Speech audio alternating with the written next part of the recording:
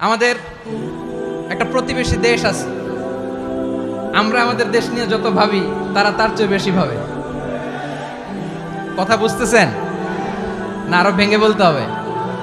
হ্যাঁ, আমরা আমাদের দেশ নিয়ে যত উদ্বিগ্ন, এদের আরো টেনশন বেশি।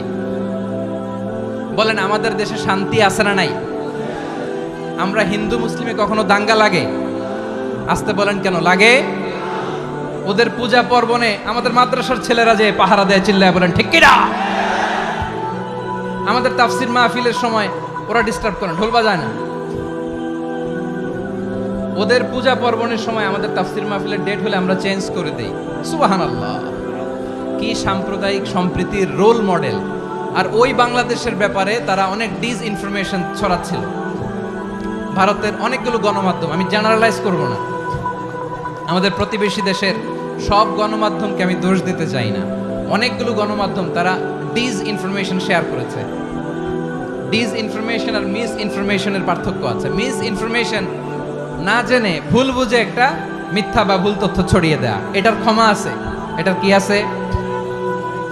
আর ডিস ইনফরমেশন মানে ইচ্ছা করে, প্ল্যান করে, ম্যাপ করে, ছক এঁকে মিথ্যা, গুজব, রটনা সোশ্যাল মিডিয়ায় ছড়ানো, এটার ক্ষমা আছে? আওয়াজ করে বলেন, ক্ষমা আছে? ভারতের কিছু গণমাধ্যম তাই করেছে। আমরা ব্যথিত হয়েছি, আমাদের হৃদয়ে রক্তক্ষরণ হয়েছে। আমাদের প্রতিবেশী দেশকে বলতে চাই, আমাদের দেশ নিয়ে আপনাদের ভাবার দরকার নাই। নিজের চরকায় তেল দেন, নিজের দেশ নিয়ে ভাবেন।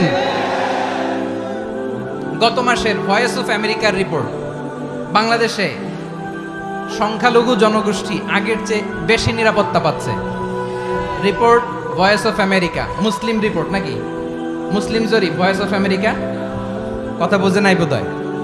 ভয়েস অফ আমেরিকা কি আমাদের রিপোর্ট? না, ভয়েস অফ আমেরিকার জরিপ, বাংলাদেশের সংখ্যালঘু জনগোষ্ঠী আগের চেয়ে ভালো নিরাপত্তা পাচ্ছে। শুধু এখানেই শেষ না, মাইক্রোসফটের একটা জরিপ শোনাই আপনাদেরকে। তারা সারা পৃথিবীতে গুজব, ভুয়া আর মিথ্যা নিউজ ছড়ানোতে কোন দেশ সেরা একটা রিপোর্ট করেছে। এর মধ্যে 1 নম্বরে এসেছে ভারতের নাম। মাইক্রোসফট তো মুসলমানরা চালায় না? কথা বোঝে নাই বোধহয়। প্রতিবেশী দেশকে বলবো, আপনারা নিজের চরকায় তেল দেন, আপনারাও শান্তিতে থাকেন, আমাদেরকেও শান্তিতে থাকতে দেন। সব চেঞ্জ করা যায়, প্রতিবেশী চেঞ্জ করা যায় না। আমাদের ল্যান্ড তাদের ল্যান্ড, পাশাপাশি। আমরা চাই তারাও সুখে থাক, আমরাও সুখে থাকি, ঠিক কিনা? কিন্তু প্রতিবেশী হলে বন্ধুত্বপূর্ণ আচরণ করতে হয়। প্রতিবেশী যদি বন্ধু না হয়ে প্রভু হতে চায়, এরকম দানব প্রতিবেশী কেউ চায় না। ভারত যদি বন্ধুত্ব উপহার দেয়, আমরাও বন্ধুত্ব দিব। কি বলেন? তারা যদি বন্ধু সুলভ আচরণ করে, আমরাও বন্ধুত্ব উপহার দেব। কারণ আমাদের পররাষ্ট্র নীতি হচ্ছে সবার সাথে বন্ধুত্ব, কারোর সাথে বৈরিতা নয়। আলহামদুলিল্লাহ বলেন, কত চমৎকার পলিসি আমাদের। আমরা নির্বিবাদী, আমরা বাংলাদেশিরা শান্তিকামী। We are proud of that. এজন্য আমরা গর্ববোধ করি। আমাদের পররাষ্ট্র নীতি সবার সাথে বন্ধুত্ব, কারোর সাথে শত্রুতা নয়। তাই প্রতিবেশী দেশকে বলবো, আমার ভাইয়েরা, আপনারাও আমাদের ভাই। বন্ধুত্ব দিলে বন্ধুত্ব পাবেন। বন্ধুত্ব ইজ ওয়েলকাম, দাদাগিরি নয়। বন্ধুত্ব ওয়েলকাম, দাদাগিরি নয়। Loud and clear. ভারত যদি বন্ধুত্ব দেখায়, বন্ধুত্ব পাবে। কিন্তু ভারত যদি বাংলাদেশে আধিপত্যবাদ বিস্তার করতে চায়, বাংলাদেশের 18 কোটি জনগণ সেটা রুখে দেবে। ভারত যদি গৌর গোবিন্দের ভূমিকায় নামতে চায়, দেশের 18 কোটি মুসলমান শাহজালালের ভূমিকায় নামবে।